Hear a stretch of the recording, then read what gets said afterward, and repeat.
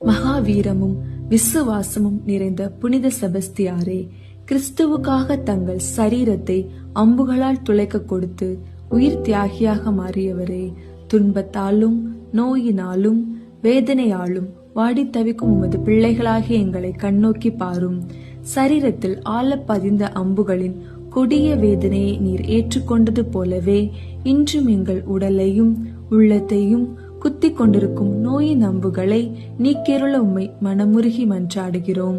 தீராத பிணிகளாலும் திடீர் நோய்களாலும் கொடிய தொற்றுகளாலும் நாங்கள் அடைந்துள்ள வேதனையை நீர் உணர்ந்திருக்கிறீர்.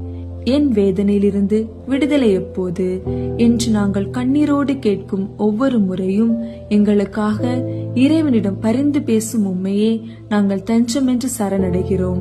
எங்கள் சரீரத்திற்கு புது சுகத்தையும் முழு ஆரோக்கியத்தையும் பலத்தையும் பெற்றுத்தாரும்.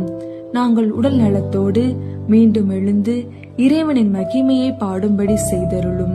உமது பரிந்துரையால் எங்கள் நோய் நீங்கி எங்கள் வாழ்வில் அற்புதங்கள் நடக்கும் என்ற முழு நம்பிக்கையோடு எங்கள் பலவீனங்களை உமது பாதங்களில் ஒப்படைக்கிறோம்.